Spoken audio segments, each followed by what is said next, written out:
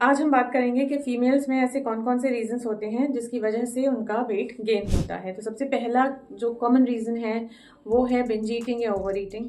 ठीक है, ये बहुत ही कॉमन चीज़ है जिसमें हम अपनी ज़रूरत से ज़्यादा खा रहे हैं और जो एक्स्ट्रा कैलोरीज हैं वो फैट में कन्वर्ट हो रही हैं और हमारा वेट गेन करा रही हैं। दूसरा है हार्मोनल इश्यूज़ जैसे कि थायराइड, जिसमें हम कम खा रहे हैं बट तब भी हमारा वेट बढ़ रहा है। थायराइड हो गया, पीसीओडी हो गया, पीसीओएस हो गया। तो इस तरीके के जो हार्मोनल इश्यूज़ होते हैं उसमें भी एक फ़ीमेल अपना वेट गेन कर सकती है। तीसरा हो गया जो मम्मियों की आदत होती है ना कि हमने अपना पेट भर के तो खा लिया, ठीक है, और इसके बाद हम क्या करते हैं कि जो हमारे बच्चे ने छोड़ा है प्लेट में हम वो भी खा लेते हैं। ठीक है, अब आप इस तरीके से देखिए कि अगर आप रोज़ भी 100-150 कैलोरीज एक्स्ट्रा खा रहे हैं तो साल भर में इतनी कैलोरीज आपके पास में इकट्ठा हो जाएंगी कि आपका 8 से 10 केजी वेट गेन हो जाए। ठीक है, तो हम लोग क्या करते हैं कि बच्चे ने पेट में छोड़ा और हमें लगेगा कि ये तो वेस्ट होगा, इसको हम फेंकें क्यों, हमने तो इतनी मेहनत से बनाया है।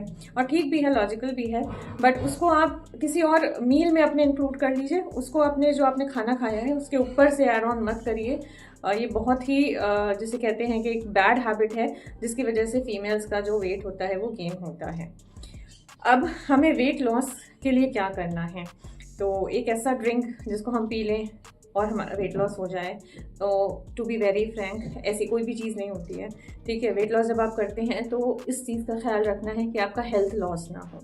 ठीक है, कोई भी ऐसी चीज़ें जो आपको नुकसान कर सकती हैं, जो आपकी बॉडी के अकॉर्डिंग नहीं है, जो नेचुरल नहीं है, जो आप लंबे समय तक कंटिन्यू नहीं कर सकते हैं, वो सारी चीज़ों से अगर आप वेट लॉस करेंगे तो क्या होगा कि आपका वेट तो कम हो जाएगा बट आपकी हेल्थ भी लॉस हो जाएगी।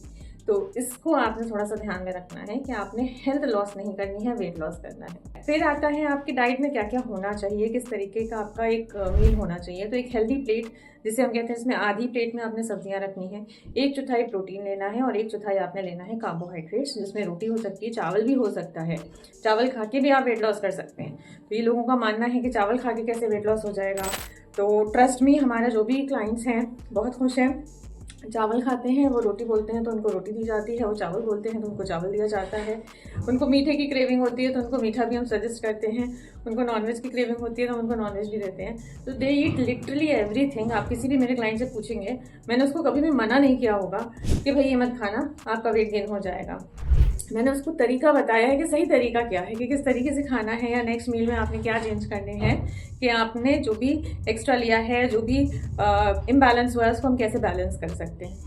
तो आप चावल भी ले सकते हो, आप आलू भी खा सकते हो। अगर आप वेट लॉस करना चाह रहे हैं, थोड़ा बहुत चीनी शुगर भी ले सकते हो। जो चीज़ें बिल्कुल हम मना करते हैं वो है प्रोसेस्ड फूड, जो कि बाहर का खाना है, पैकेट्स में, बेकरी से, ये सारी चीज़ें, बहुत एक्सेस में ऑयल, बहुत एक्सेस में फ्राइड चीज़ें टोटली मना है, उनको अवॉइड करिए। ठीक है, क्लीन ईटिंग, हेल्दी ईटिंग पे ध्यान दीजिए और ये चीज़ पे फोकस करना है कि जो आपकी प्लेट है वो बैलेंस है या नहीं है।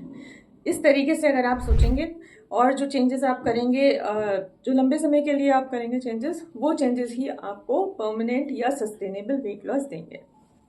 कमेंट में ज़रूर बताइएगा कि कहाँ से आप हमारा वीडियो देख रहे हैं और चैनल को सब्सक्राइब करना मत भूलिएगा। मैं हूँ डाइटिशियन अमरीन, मैंने मास्टर्स किया है न्यूट्रिशन में और मैं पिछले 16 सालों से एज अ डाइटिशियन प्रैक्टिस कर रही हूँ।